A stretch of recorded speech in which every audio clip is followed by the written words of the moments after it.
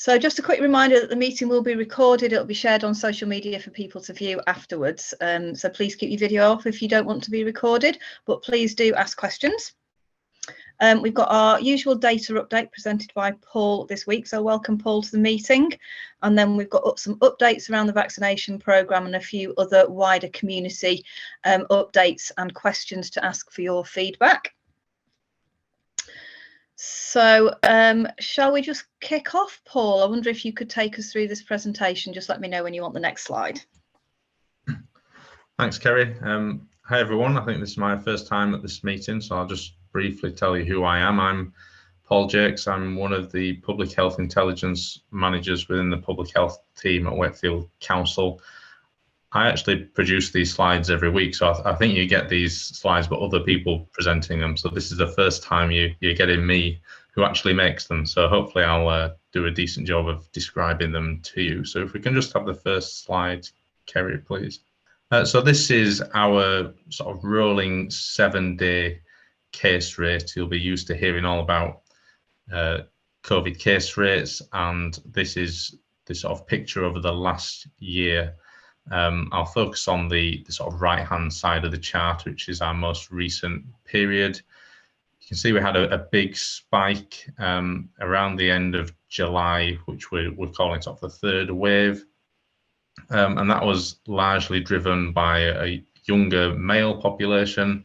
There was a lot of suspicion that the sort of ongoing football tournament around the Euros was driving some of that transmission. We had a bit of a drop off after that, which managed to coincide with when the restrictions were all removed on the 19th of July, but we don't think that was in any way related to the drop.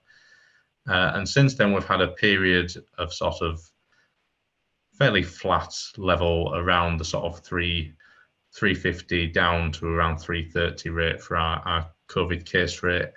And that was towards the end of August. We were about on a par with the sort of national picture, which was also at that point around just over 300. In the last few days, sorry, Kerry, just back on that last one. In the last few days, we've just had a little bit of an uptick, which we think at the moment is driven by a young population who've been attending various festivals, and the Leeds Festival has been held at the end of August, and we've seen quite a lot of cases as a result of that, and the data sort of confirming that a lot of them have picked that up whilst at the festival. So we've got a couple of charts on the left here that are showing positivity and testing rates. So the first chart on the left is positivity, and that's telling you of all the tests that are done, what percentage are coming back as positive. Wakefield is the sort of green line on there, and you've got the England average is the blue line. So you can see that our positivity rate throughout the sort of third wave has consistently been higher than the national average. We're currently at around 13% for our positivity rate, which is a reasonably high positivity level, and it is going up in the last few days. So higher positivity tends to suggest that you're not necessarily getting everyone tested that needs to be tested. The second chart on the left is the testing rate. Our testing rate is at around 3,000 people for every 100,000 in the population at the moment, and that's been pretty steady for a number of weeks now. And then the chart on the left is showing you positivity by the different age groups.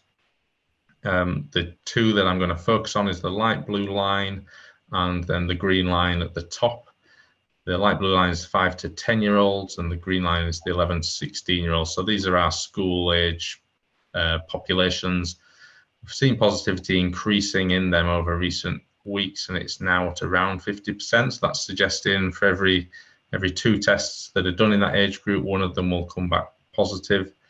Obviously, the schools have just gone back this week. That data has not yet come through to us, but we should see a rise in testing levels in those age groups, and that positivity should come down a bit. But it is slightly concerning that level of positivity within those age groups as they go back into schools. So we're sort of waiting to see what impact the schools going back has on our case rates across the district. So this is our testing levels by the different age groups again. You can see from the beginning of August up to around sort of 23rd of August, testing levels were fairly consistent in all age groups. And then that yellow line that jumps up is the 17 and 18-year-old age group. And again, we think this rise in testing is driven by sort of the festival period, that age group, and also the pink line, which is the 19 to 24-year-olds, increased in the build up to the Leeds Festival and during the Leeds Festival, and then it's come down again since.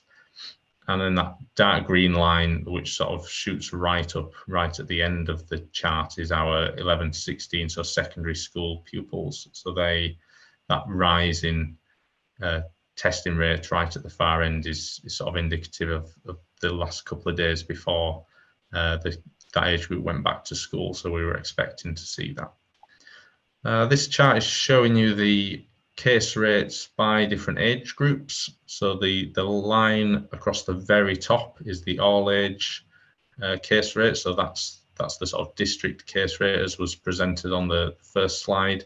As you can see, that has gone up slightly in the last few days. The age group of most interest is the sort of black line right through the middle, which is a 17 and 18-year-old age group. They've had pretty high rates consistently throughout August, but as you can see just to the right of that red dotted line, and anything to the right suggests that the data may change slightly because it's not yet complete, but the rate in that age group has almost doubled in the last few days, and again that's heavily driven by people attending the Leeds Festival and picking up infections there.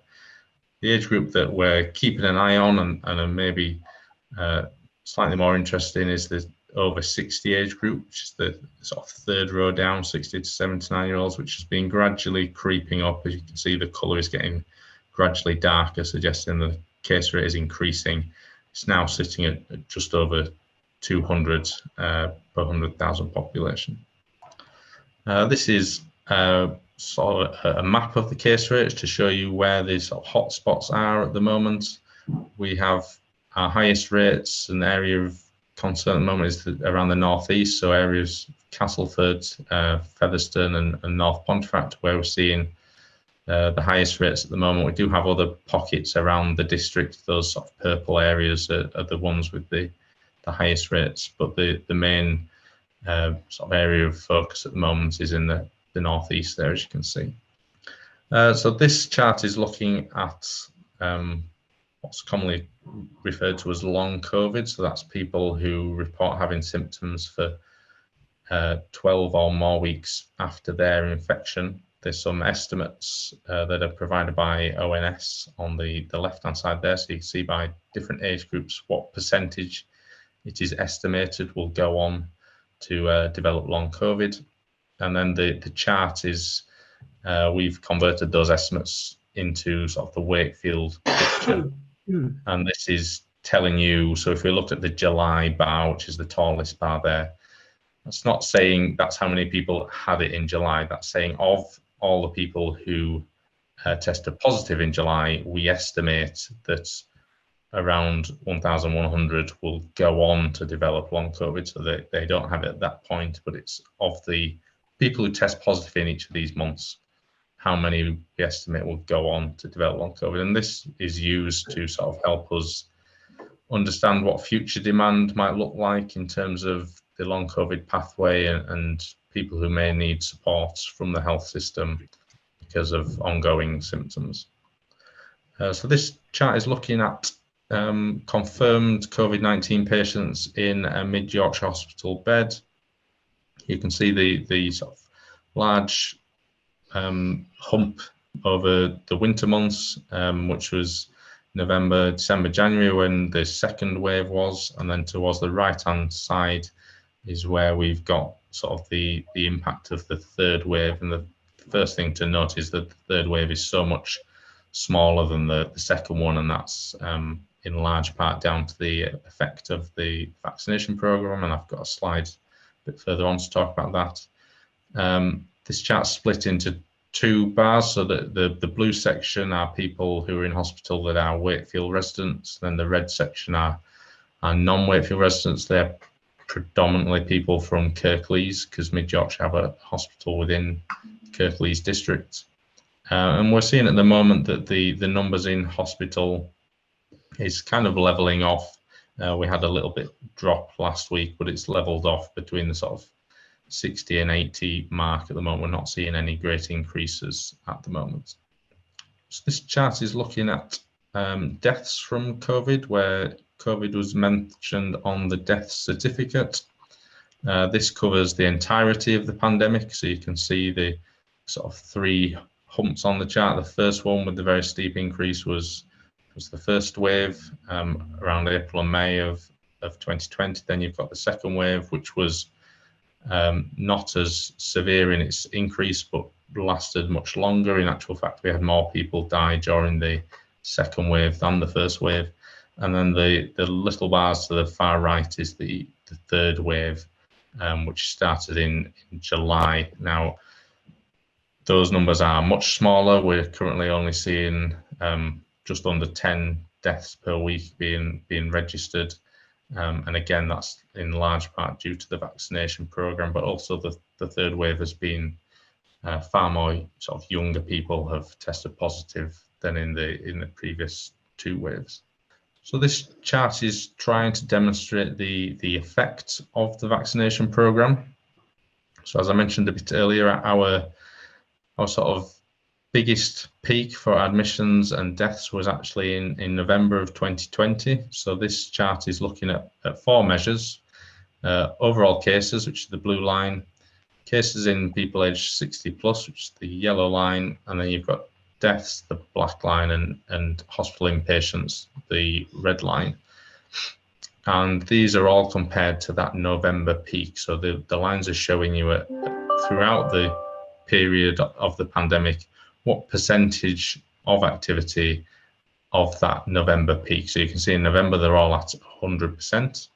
During that November peak and all of the second wave, you can see that all the lines follow a very similar pattern. So when we're at 100% case activity, we also saw 100% of the inpatient death activity. As you move through to the third wave, so the chart on the right hand side, you can see that we had a massive peak in cases what actually went up to 140% of what we saw in November. So there was almost half as much again as we saw in November. But the red and black lines, we were only at 20% of that November peak. So that's demonstrating the impact of the vaccination program by suppressing both hospital inpatients and deaths. We saw cases spike, and you can also see in the yellow line that spiked on the right hand side there, but the deaths and inpatients have not followed the same pattern, which is a sort of positive message that we can give and show the impact that the vaccination has had. Just looking at Joe's question, number of deaths are they over a certain age or people who aren't vaccinated? So the death figures relate to all ages and any vaccination status. So it's just all deaths where COVID was mentioned on the death certificate, regardless of age or vaccination status. So this is the vaccination progress against the different cohorts. So as I'm sure you're aware, different cohorts came sort of on stream, were eligible at different points. So the table on the left was the one that I think you were presented at the last Community Champions. Table on the right is the sort of most recent position.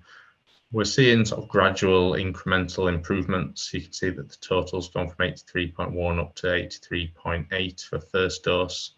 Most of that improvement's in those younger age groups. You can see the bottom age group there, 18 to 29, gone from 64% up to almost 67%. So it's slower movement than we've seen previously, but it is gradual improvements. The table on the right shows you second dose completion. So we're now up to 76% of adults within the district have received 2 doses. And this is just showing you the sort of cumulative vaccination coverage by the different age groups. So you can see the priority groups in the legend, and each line is a different age group. So if I take the black line, for example, that was the over 80s. They came eligible soonest, so they had that big increase during sort of March and April of their coverage, and they sort of leveled out at around 96% coverage. And then down the bottom end, you've got the red line, which is the youngest age group, 18 to 29. They came on stream much later on, and there's still some work to go in terms of second dose coverage. We're about 67% first dose, but this is just second dose. We're around 30% for that age group at the moment. Oh, that is me done. Any further questions on any of that from anyone? I have a question, Paul, around the kind of conversations we could be having in the community with people who have yet to take up both doses of the vaccination. And it looks to me like really we want to be talking to people who are at the younger end, because most people at the older end have kind of either had the vaccination or have maybe decided that they're not to, because that top line isn't changing very much. Would you say that was right? Yes, I think most of the sort of benefit that we can have now is within those younger cohorts where they haven't yet come forwards, but there are sort of pockets within the older age groups. I mean, this is looking at the age group as a whole, but if you broke it down to look at specific ethnic groups or maybe certain parts of the district, the coverage is lower in some of those older age groups as well. Predominantly the sort of most benefit we're going to have in terms of improving uptake is in the younger age groups, but there are certain cohorts in the sort of over 50s within certain ethnic groups where they would also benefit from that sort of conversation around taking up the vaccine. Thanks, Paul. We're trying to pull together a bit of a kind of a working plan about what community conversations and community engagement we might do over the winter. So it's good to know. And I'm just thinking there might be community champions on the call who think actually, you know, we'd like to have a little bit of input in some of the groups that we work with or some of the areas of the district that we work with. So it'd be good to have a think about that and to see where we can kind of make the most impact coming ahead. I'm very well aware that lots of people don't really want to talk about COVID and vaccinations anymore. I think we've all had enough, haven't we, on lots of levels. Any other questions for Paul? I've raised my hand, Kelly, because I've got a quick question. Okay. There's lots of numbers and there's lots of lines, and I follow it to a certain degree, but I weren't quick enough to look at the comparison. But if you've got the younger ones who are in need of the vaccine and haven't had it yet, how does that link in with, say, if they're adults, if their parents or their carer or their adult, whoever, if they've not had the vaccine for whatever reason, what are the numbers in comparison to the ones who are anti-vaxxers or have not taken up? Is it running in parallel a little bit? I'm just thinking that if we're going to try and talk younger people into it, not talk them into it, but talk, explain the value of having the vaccine, if they're in a family or an household that don't agree with it, what's the comparison in numbers? Are we banging our heads against a brick wall trying to get the kids to have it if their parents haven't had it? That's the point I'm trying to get to.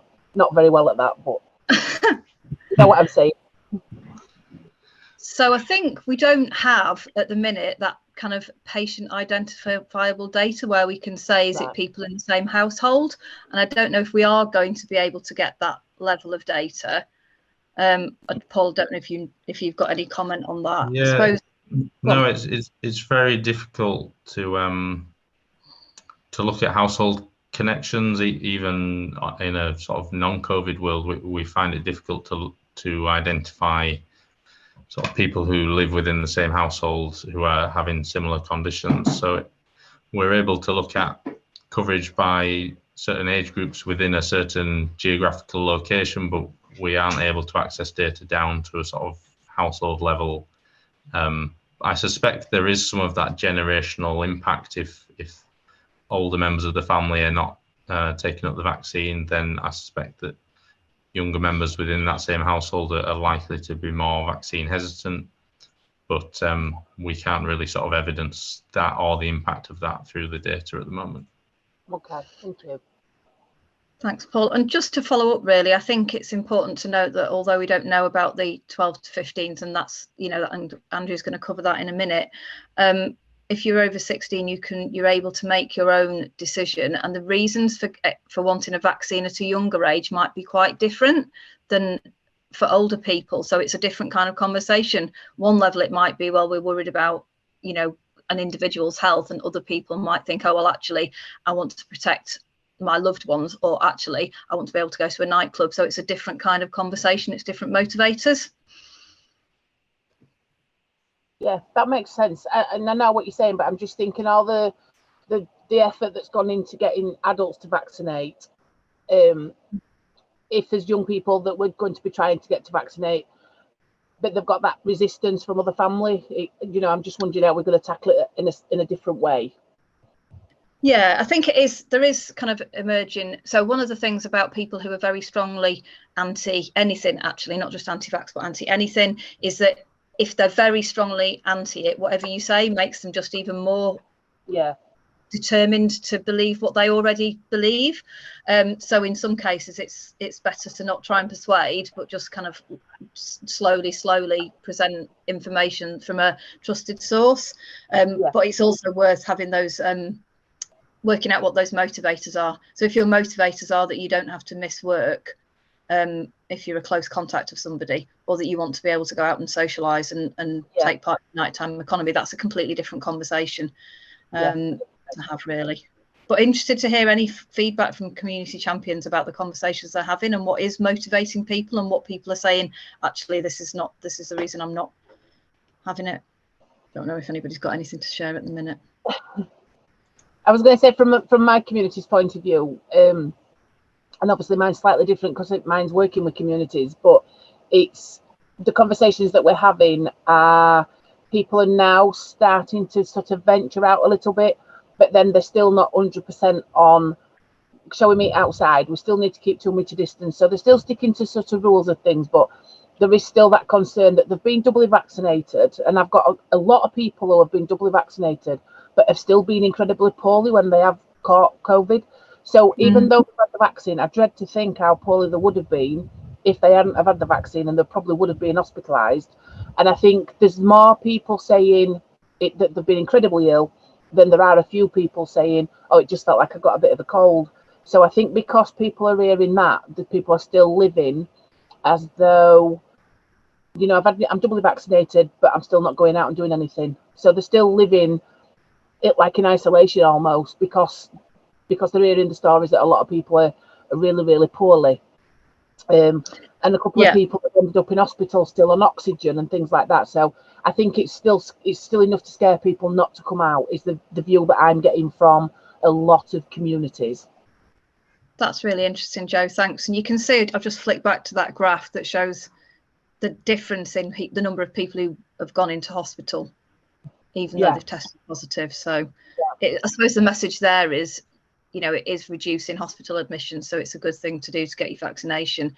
But like you, I also know people who've had it twice, actually, and despite being vaccinated, and have still been reasonably poorly. And some people who've been completely asymptomatic. So it's hard, isn't it? There's no one size fits all message. And I think if there were more people saying, oh yeah, I had it, but I just had a runny nose, or I just had a sore throat, or I just had a bit of an headache, if there was more of those, people would be going, oh yeah, I feel a bit safer about that.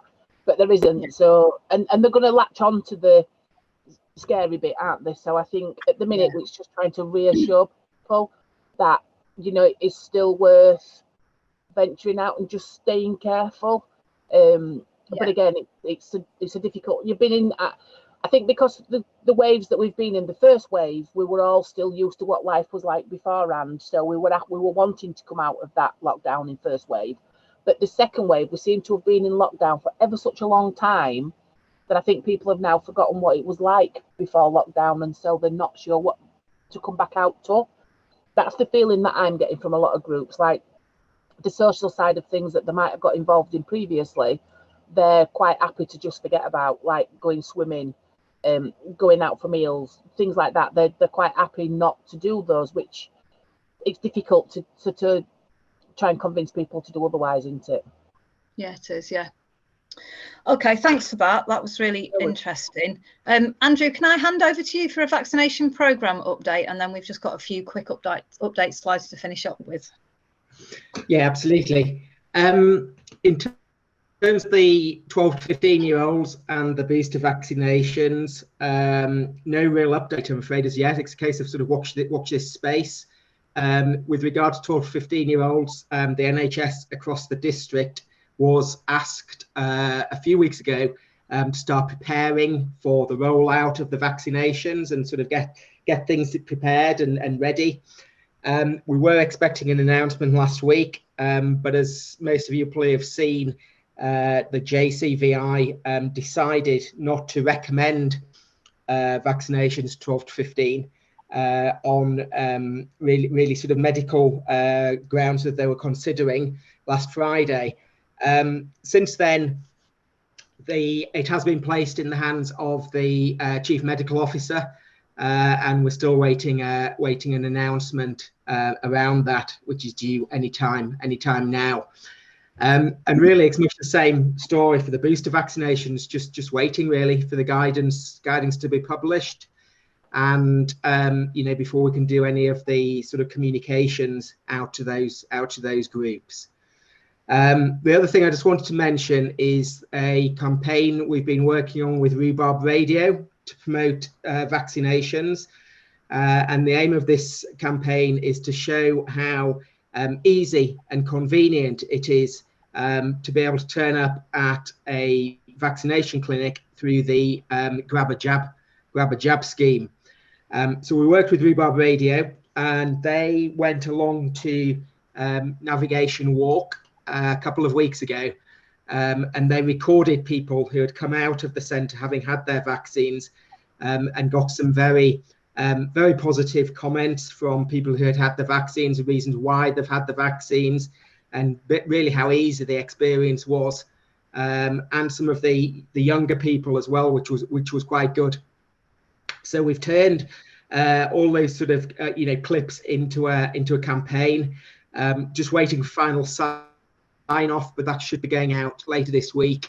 It's a 7-week campaign, so it'll be heard across Rhubarb Radio network and across their social media channels as well. So that should continue to give some positive messages out. In terms of the ongoing vaccination pop-up clinics, the Grab a Jab, we continue to do active communications to promote those. So regular social media content, press releases, advertising across the town on sort of screens across the shopping centres, all that sort of thing to carry on promoting. So in terms of sort of vaccination, that's the communications update, unless anybody's got any questions. No questions? Nope. Okay, that's great. Thank you. So just a few further updates then. The government did make an announcement on third COVID-19 vaccinations for people with severely weakened immune systems. So that's not part of the booster campaign and not part of the information that we're waiting for, but that has already begun, I understand. So that's for people who have maybe got kind of had a transplant or some other kind of significant underlying health condition. So that should be underway, and the NHS will contact people when it's appropriate.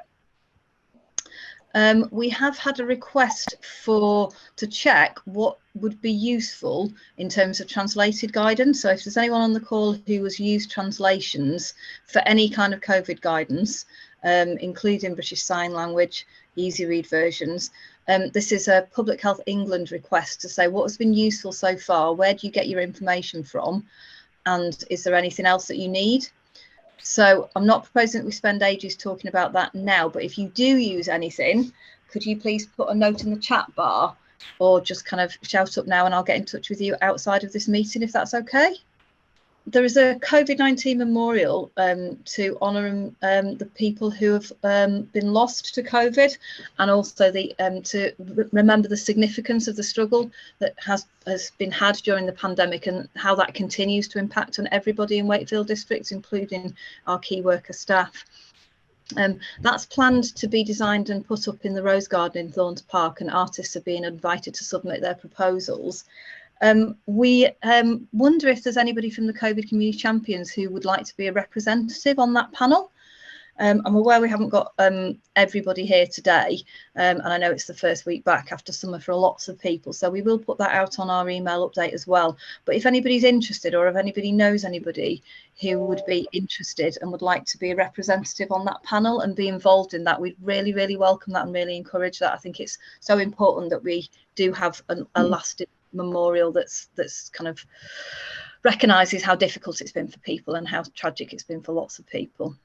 Is there anyone on the call at the minute who wants to suggest either themselves or anybody else? Again, please use the chat if you do want to, or get in touch with us outside of the meeting using the email. Kelly, can I just add to that as well? Sorry. Yeah. Just to add to that with the memorial, it's been decided that across the 21 wards there's going to be a memorial tree planted, and the elected members are selecting where they want that memorial tree to be. So some of the trees are going to be at like the vaccination centres. They're going to be a cherry tree, an ornamental cherry tree, a Japanese cherry tree blossom. So and there'll be plaques to them as well, so that if anybody does need to go somewhere in remembrance, that the trees will be planted. And that's a programme we're just identifying the sites now, and then hopefully the trees will start to be planted within the next 3 to 4 months. Thank you, Jo. That's brilliant. That's a really lovely idea as well. A really lovely idea. Would you be able to come back and give us an update once you know a little bit more about how that's working out and maybe where those trees are? Yeah, definitely. Thanks. Okay, just to draw everybody's attention to the consultation that's being run by Tracy Brabbin, who's the Mayor of West Yorkshire, to inform the first police and crime plan. So there's a link there, which we will again send out in the follow-up email. Please could you, if you've got some time, input onto that. It's an online survey. There's a few more weeks to go, so we'll remind you again. But again, it's really important that the Mayor hears everybody's voice and gets their input. So I'd encourage you to head over there, and if you've got some time.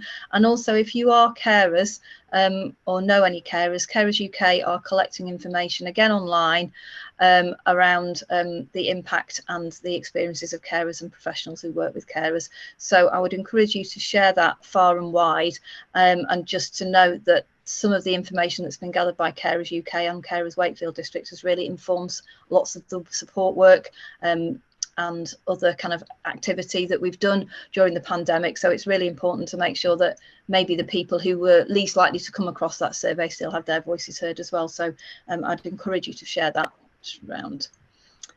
We had one question submitted in advance, which was around the number of doses of the vaccine clinically extremely vulnerable children will be receiving if they're aged 12 to 15, and is it the same for children who are aged 12 to 15 who live with somebody who's clinically extremely vulnerable? The answer to this, I understand, I'm just sense checking with Andrew and Darsha, is that they will be receiving 2 doses of the vaccination in both cases. Is that correct from your understanding, Darsha and Andrew? It is, yeah. It is indeed. Right. Great, thank you. If there's any more questions, please do submit them on the WhatsApp group or by email. And that's the end of the slideshow from my perspective. Are there any questions or anything else that anybody would like to share?